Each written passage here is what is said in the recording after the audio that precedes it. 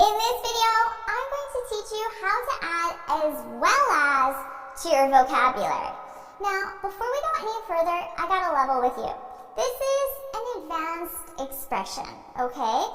And this is an expression that sometimes even native English speakers don't use correctly. So, if you don't feel like you're at that advanced level, or if you're struggling with this lesson, that's okay. It might just be a little too advanced for you. So just keep that in mind. Now, with that said, let's talk about as well as. The reason why I said it's more of an advanced topic and even sometimes native English speakers struggle with it is because as well as does not mean the same thing as and, okay? And this is where I see a lot of students, and even sometimes some native English speakers, make mistakes. And it's the context, okay? It's the context that you use this expression that has to make sense. In many sentences, you would just use and rather than as well as. So just keep that in mind as I'm explaining this to you. So, as well as, what does this mean? You can think of this to mean as not only Y, but also X. Okay? Not only, but also. So in that case, it doesn't just mean and. And just means and.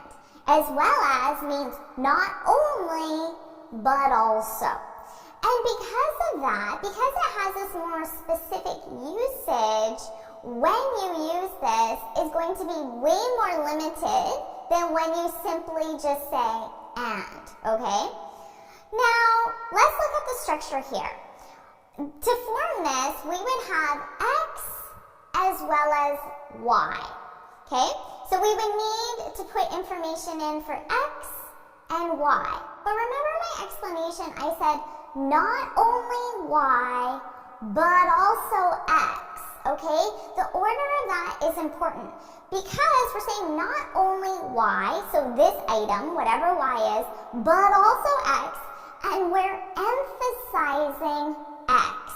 That's the important thing. We're emphasizing X, and X is the one that comes first. Now, I promise this is going to make sense when you see it in an example. So let's take a look at an example. I could say, we're accepting applications from Harvard as well as Princeton. Okay, so think about this. From Harvard as well as Princeton. So we have X and Y, right? What's X? Put it in the comments. What's X? The one that comes first. Harvard is X, and what's Y? Put it in the comments. What's Y? Y equals Princeton. The second one is Y. In this case, X, Harvard, Y, Princeton. Okay? So not only Y, not only Princeton, but also Harvard, but also X. And remember, which one are we emphasizing? Let me know in the comments. Are we emphasizing X, Harvard, or are we emphasizing Y, Princeton? Put it in the comments. Emphasizing which one, X or Y? Put it in the comments. We're emphasizing X. We're emphasizing Harvard. We're emphasizing the first one. And that's the important thing. Because I could say, we're accepting applications from Harvard and Princeton. I could simply use and, okay? But the meaning is slightly different. Slightly different, but an important distinction. When we use and, we see those, the X and the Y, we see them as equal. Equal in terms of importance, okay? But when we use as well as, we're emphasizing X. For whatever reason. So that's an important distinction. That's why I said at the beginning that in many cases you're just going to use and. You're going to mention two items that you do, and they're going to have equal importance, okay? Now, using our same example, why, the thing that comes at the end, can be plural. And in many cases, it will be plural, okay? So I could say, we're accepting applications from Harvard, X, that's still Harvard. We're accepting applications from Harvard, as well as other universities. So other universities, Y, that's plural. And remember, it's like saying, not only are we accepting applications from other universities, but we're also accepting applications from Harvard, with emphasis on Harvard. So in both these examples, the one where I had a singular Princeton and then plural other universities, we're emphasizing Harvard in both of those examples. So now it's your turn to practice in the comments. I want you to form a sentence using as well as. Remember, we need, in terms of structure, we need X as well as Y. And remember, it means not only Y, but also X with emphasis on X, right? So put an example sentence in the comments. Now, after you do that, and honestly, this will probably take you a little while to think of the correct context that you need for that. Now, after that, I also want you to just put a simple sentence using and, okay? So X and Y. And there's going to be equal emphasis on X and Y.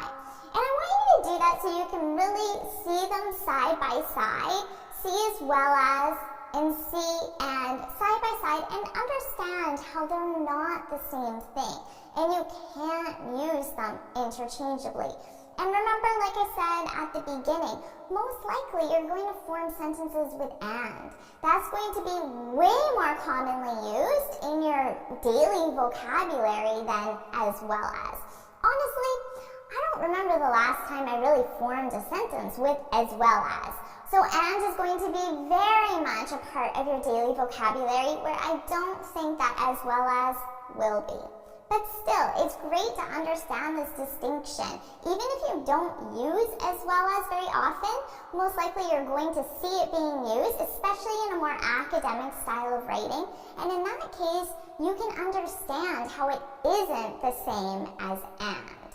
So for me, some simple sentences I could say with and would simply be, I like, and then you name two things. Or I want, and then you can name two things. Or I bought, and then you can name two things, right? I like singing and dancing. I want a coffee and a croissant. I bought a shirt and a sweater. Now, taking one of those examples, I could say, the sweater I bought was beautiful as well as comfortable.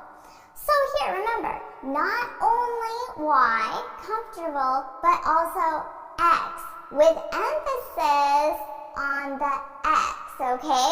So really get comfortable with seeing and as well as side by side. If you found this video helpful, please hit the like button, share it with your friends, and of course, subscribe.